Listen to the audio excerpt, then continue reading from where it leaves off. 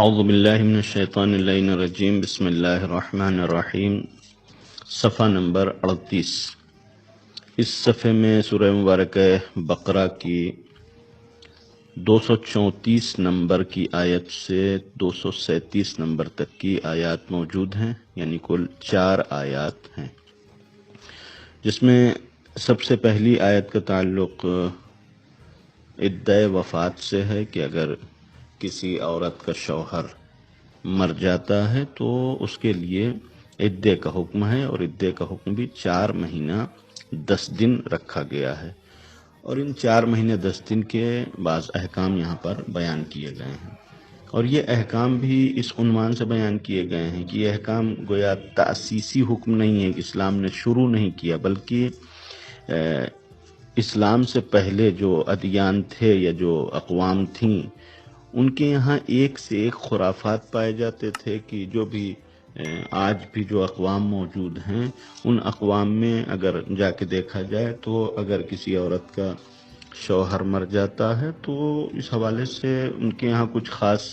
پرتھا ہوتی ہے یا کوئی خاص رسمیں ہوتی ہیں کہ جس کی پابندی آج بھی ان سماج میں ہوتی ہے، کہ مثلا اس میں سے ایک ہندو سماج میں ستی پرتھا تھا جو ہندوستان کے اقوام میں رائج تھا، کہ اگر شوہر مر جاتا تھا تو عورت کو بھی اس کی چتا کے ساتھ جلا دیا جاتا تھا۔ اب یہ ستی پرتھا یا جو بھی رسم تھی، بہرحال ہم اس طریقے سے سمجھتے ہیں کہ جیسے زبردستی لے جا کے لٹا دیا جاتا تھا، اور یا مثلا ہو سکتا ہے کہ چونکہ ایک پرتھا تھی، ایک رسم بن گئی تھی، لہٰذا اگر کوئی عورت نہ بھی جانا چاہے تو اس کو بھی بھیج دیا جاتا تھا۔ لیکن بہرحال جن لوگوں نے یہ رسم ایجاد کی تھی ان کے یہاں اس کو وفاداری کی علامت سمجھا جاتا تھا، کہ گویا عورت خود اتنی وفادار ہے اپنے شوہر کے تئیں کہ شوہر کو اکیلا نہیں چھوڑنا چاہتی، اور مثلا جا کر اس کے ساتھ ستی ہو جاتی ہے، اور شوہر مر جاتا ہے تو وہ بھی گویا خود اپنی جان دے دیتی ہے، ایک محبت اور وفاداری کی علامت سمجھا جاتا تھا۔ لیکن بہرحال جب یہ قانون ختم کیا گیا ہے یا بند کیا گیا ہے، اس زمانے میں تقریباً ایسا ہو گیا تھا کہ گویا اس وفاداری کا کوئی نام و نشان نہیں دکھائی پڑتا تھا، زبردستی عورتوں کو جلا دیا جاتا تھا، اور یہ ایک طریقے کا ظلم تھا کہ جو سماج ایک عورت کے اوپر کرتا تھا۔ اور یہ بہرحال ایک سلسلہ ہے رسومات کا، ورنہ صرف خیالات کی حد تک اگر دیکھا جائے تو واقعاً آج بھی شاید بعض مسلم گھرانے میں بھی ایسی سوچ پائی جاتی ہو کہ مثلا جب شوہر مر جاتا ہے تو عورت کو منحوس سمجھا جاتا ہے، عورت کو ایک کیا کہتے ہیں ایک ایسی عورت سمجھا جاتا ہے کہ جس کو کسی بھی جگہ پر کھڑے نہ ہونے دینا چاہیے، مثلا اس عورت کو کہیں پر بھی خوشی کے موقع پر مثلا اس کو آگے نہیں رکھتے، اس طریقے کی مانیتا یا اس طریقے کے خیالات پائے جاتے ہیں کہ مثلا ایک منحوس عورت ہے لہذا اس کو آگے نہیں رکھا جائے ورنہ اس کی نحوست مثلا اس کام میں شامل ہو جائے گی۔ اس طریقے کے خیالات آج بھی لوگوں کے درمیان پائے جاتے ہیں۔ عربوں میں بھی اس طریقے کی کچھ رسمیں تھیں کہ جب شوہر مر جاتا تھا تو مثلا ہندو سماج میں چونکہ مردے کو جلایا جاتا تھا لہذا ستی ہونا تھا،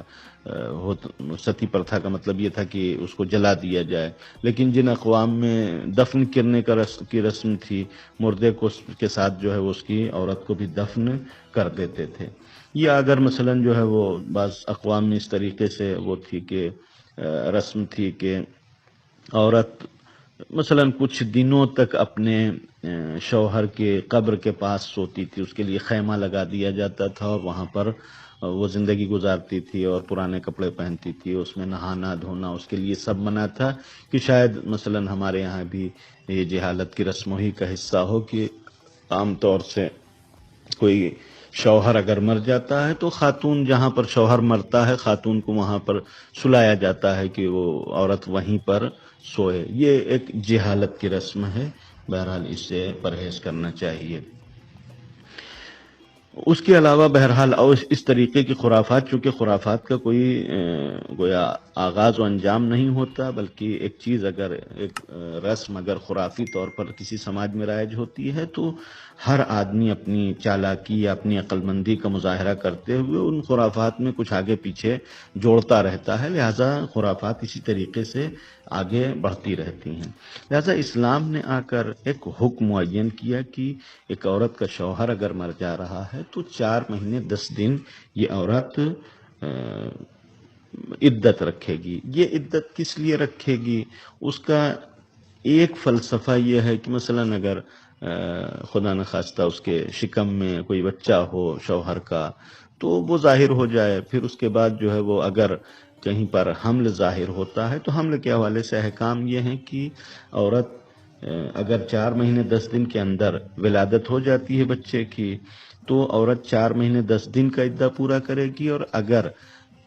حمل کی مدت 4 مہینے 10 دن سے زیادہ ہوگی تو عورت کی اصل جو عدت کی مدت ہوگی وہ ولادت ہوگی، یعنی جب ولادت ہوگی تب عورت عدت سے خارج ہوگی، یعنی عدت کی مدت اس وقت ختم ہوگی۔ اس درمیان جو احکام رکھے تھے اس احکام میں سے ایک تو یہ کہ عورت بناؤ سنگار میک اپ وغیرہ نہیں کرے گی، لیکن نہانا دھونا منع نہیں ہے، گھر سے باہر نہیں جائے گی بلا ضرورت،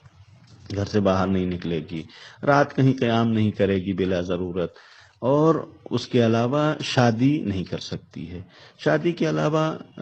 ڈائریکٹ رشتے کو بھی منع کیا ہے، چنانچہ 234 نمبر کی آیت میں اس حکم کی طرف اشارہ کیا گیا کہ بہرحال شادی تو بالکل منع ہے، نہ کوئی انسان یہ بھی نہیں کر سکتا کہ جا کر مثلاً عورت سے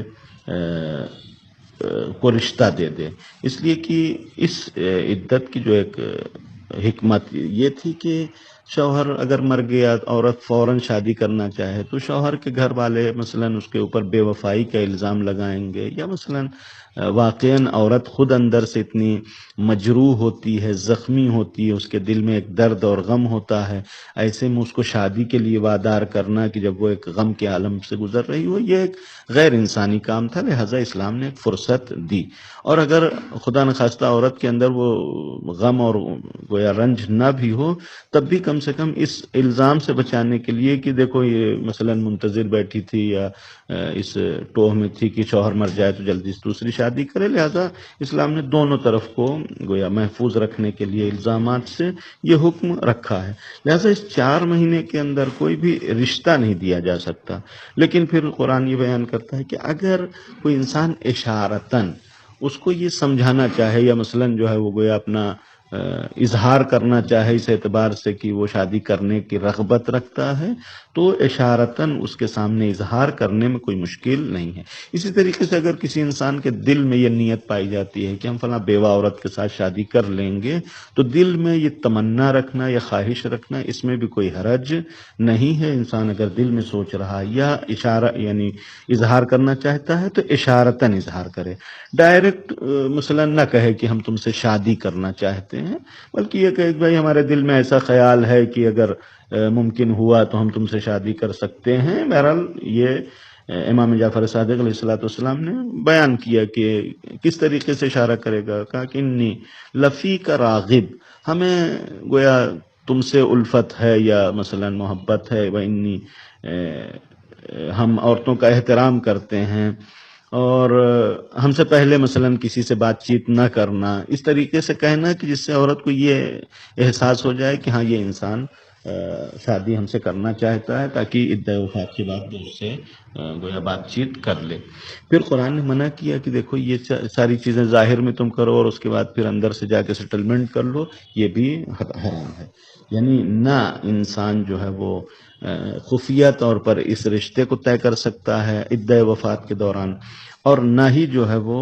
عقد کر سکتا ہے جب تک وہ عدت کی مدت ختم نہ ہو جائے۔ اور پھر قرآن جس طریقے سے ہر حکم کے آگے بیان کرتا ہے کہ دیکھو یہ نہ سوچنا کہ تم دل ہی دل میں اگر کوئی چیز یا خفیہ طور پر کوئی کام انجام دے رہے ہو تو خدا کو پتہ نہیں ہوگا، بلکہ خدا ہر چیز سے واقف ہے، اور اللہ جو ہے وہ تمہارے نفسوں کے درمیان کیا چل رہا ہے، تمہارے دل میں کیا چل رہا ہے، سب کو جانتا ہے، لہذا خدا سے گویا چالاکی کرنے کی کوشش نہ کرنا۔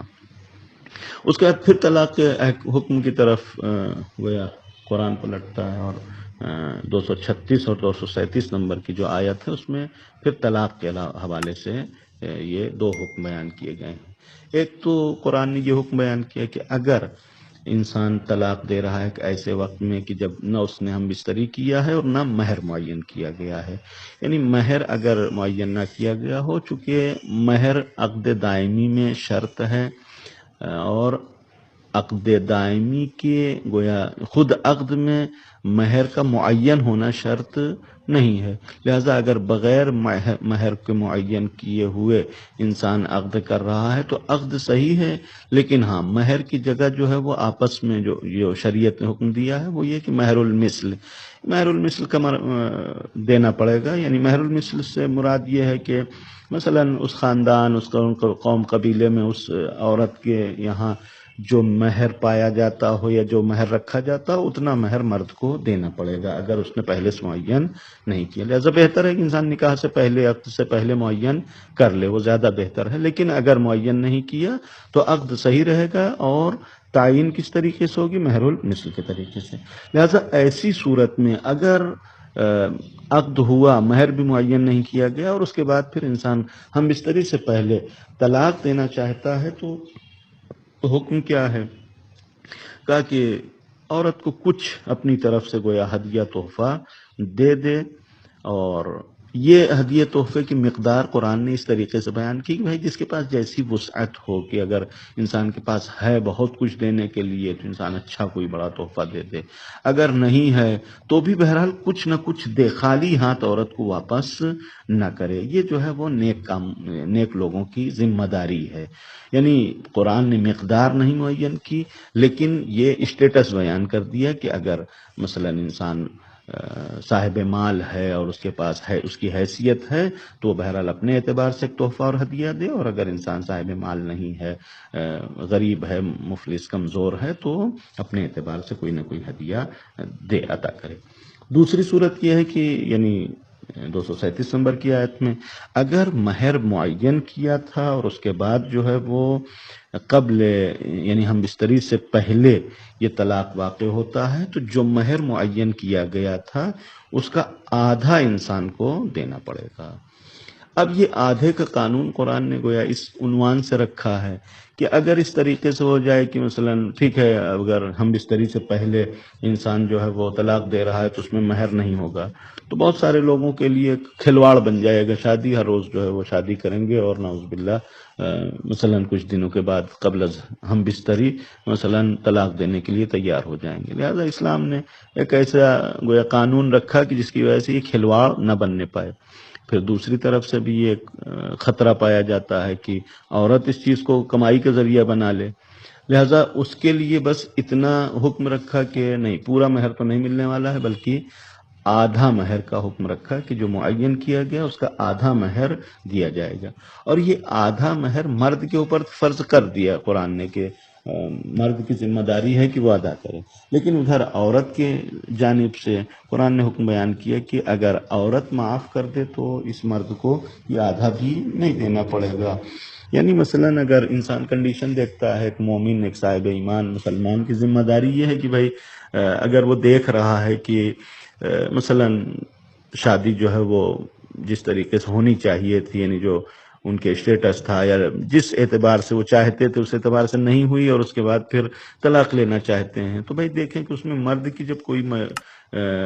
غلطی نہیں ہے تو پھر عورت یعنی عورت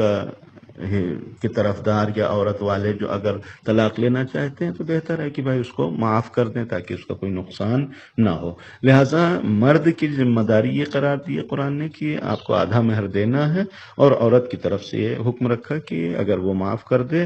یا عورت کا نکاح جس کے ہاتھ میں ہے یعنی ولی عورت کا اگر وہ معاف کر دے تو یہ معاف ہو جائے گا، اور اس کے بعد قرآن کہتا ہے کہ اگر معاف کر دیں تو یہ زیادہ تقویٰ کے قریب ہے۔ مثلا شادی نہیں ہوئی اور شادی جو ہے وہ جیسے ہونی چاہیے تو اس طریقے سے انجام نہیں پائی، تب کیوں ایک مرد کا بلا وجہ نقصان کرایا جائے؟ یہ دو حکم ہیں کہ جو دو صورتوں کے حوالے سے یہاں بیان کیے گئے، یعنی اگر مہر معین نہ ہو تو عورت کو طلاق دے تو کچھ نہ کچھ ہدیہ دے دینا چاہیے، اور اگر مہر معین ہو اور ہم اس طرح سے پہلے طلاق ہو تو آدھا مہر جو معین کیا گیا اس میں سے آدھا دیا جائے گا، اور اگر طلاق ہم بستری کے بعد ہوتا ہے تو مکمل مہر دیا جائے گا کہ جو پہلے بھی اشارہ کیا جا چکا۔ والسلام علیکم ورحمۃ اللہ وبرکاتہ۔